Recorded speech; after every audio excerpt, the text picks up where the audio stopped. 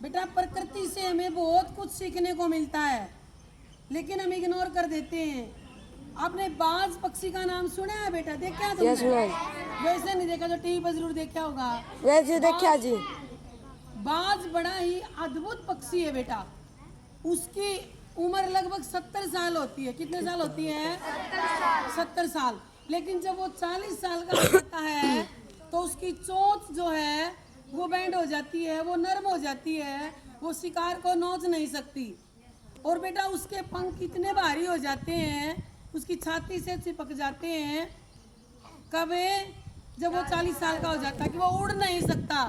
और इसी प्रकार उसके जो पंजे हैं वो भी घिस जाते हैं शिकार करते करते करते करते। अब न तो वो शिकार कर सकता क्योंकि उसके पंजे घिस गए हैं। घिस गए हैं, पंजे घिस गए उसके, और ना वो उड़ सकता ना वो पंजों में अपना शिकार कर सकता। तो अब ऑप्शन क्या बच गया बेटा? क्या होगा? क्या हो जाएगा बेटा? जैसे आदमी बूढ़ा हो गया, वो कुछ कार्य करने में सक्षम नहीं है, उसके बाद क्या होगा? लेकिन बाज ऐसा नहीं करता। वो अपने एरिया की सबसे ऊंची पहाड़ी पर जाता है बेटा, और क्या करता है? उस पहाड़ी पर अपनी चोंच को मार मार के उस चोंच को तोड़ देता है। सीधी नहीं करता, उस चोंच को तोड़ देता है। वो सोचता है कि प्रकृति मुझे नई चोंच देगी, और वैसा ही होता है बेटा। उसकी क्या होता है? नई चोंच आ जाती है। और इसी प्रकार वो अपने पंजों को घिसा घिसा करके, पत्थर से घिसा घिसा करके, घिसा घिसा कर उन पंजों को भी, अपने नाखूनों को भी तोड़ देता है। और फिर उसके नए नाखून आते हैं उसके, और जब उसकी चोंच आ जाती है उसके बाद वो अपने पंखों को भी तोड़ देता है। ये सुनने में तो आपको आसान सी बात लगी, लेकिन बेटा आप ये देखो उसको कितना दर्द होता होगा। उसका दर्द कितना असहनीय होगा जब उसने अपनी चोंच को तोड़ा, जब उसने अपने नाखूनों को तोड़ा, या उसने अपने पंखों को तोड़ा, और फिर उसके पंख भी नए आ जाते हैं, और फिर वो नया बाज बन जाता है बेटा। और इस प्रक्रिया में लगभग उसको 6-7 महीने का समय लगता है। लेकिन आप ये देखो वो 6-7 महीने वो कैसे पूरे करता है, कितना दर्द होगा उसको, कितना उसको परेशानी हुई होगी। और हर बाज इस दौर से गुजरता है बेटा, और उसके बाद अगले वो 30 साल तक और जबरदस्त उड़ान बढ़ता है। तो उससे में क्या सीखने को मिलता है कि हमें भी कभी हार नहीं माननी चाहिए, बाज के समान संघर्षशील रहना चाहिए। तो अगर हम बाज की तरह रहेंगे, बाज पक्षी में बहुत सी शिक्षा देते हैं बेटा, कि वो देखो कितना संघर्षशील है। उसने अपना नया जीवन शुरू किया बेटा 40 के बाद। और आपको पता हो जब बारिश होती है तो सभी पक्षी क्या करते हैं? अपने घोंसलों की तरफ दौड़ते हैं, घोंसले के अंदर चले जाते हैं बेटा बारिश से बचने के लिए। लेकिन बाज ऐसा नहीं करता, वो घबराता नहीं, वो डरता नहीं, वो आसमान में उड़ता है बेटा, और ऊपर उड़ता है।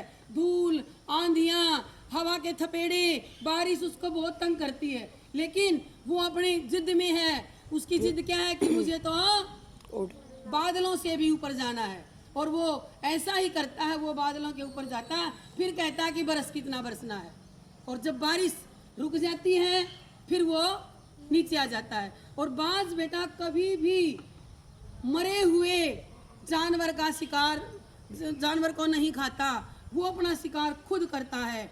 और यानी बाज बेटा कभी भीड़ में नहीं उड़ता, उड़ेगा तो बाज के साथ ही उड़ेगा, और नहीं तो वो अकेला ही उड़ेगा। इससे में क्या शिक्षा मिलती है कि संगति करो तो अच्छे लोगों की करो, अच्छे सोच वालों की करो।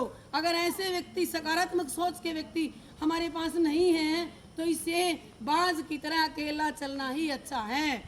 और प्यारे विद्यार्थियों, बाज जो होता है वो अपने लक्ष्य पर इतना ध्यान रखता है, ऊपर से उसने देख लिया कि इस जानवर का मैंने शिकार करना है, तो उसके ऊपर वो लक्ष्य ध्यान रखता है। बिल्कुल उसकी हर हलचल पर उसका ध्यान होता है, वहीं उसका ध्यान होता है। वो दाएं बाएं नहीं देखता कहीं भी, सिर्फ उसी को देखता है और उसी का शिकार करता है।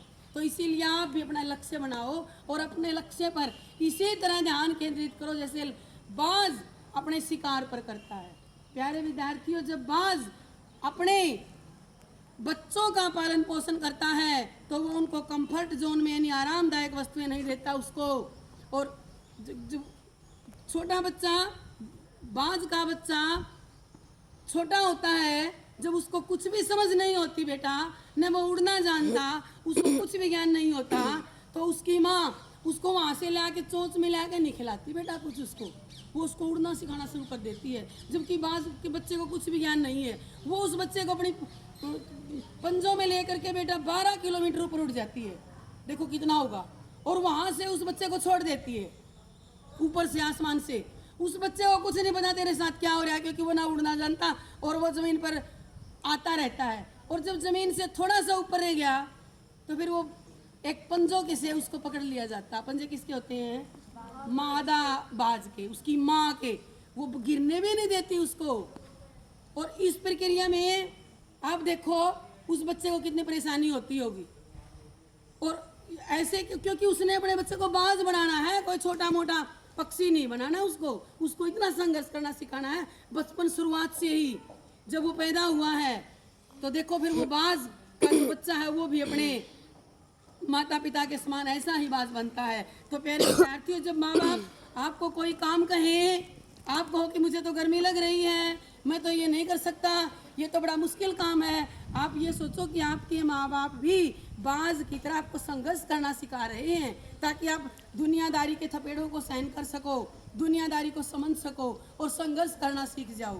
तो प्यारे विद्यार्थियों, जो बाज पक्षी है बड़ा ही अद्भुत पक्षी है, हमें भी उससे उसका जैसे उसका लक्ष्य पर ध्यान रहता है, वो बड़ा संघर्षशील प्राणी है।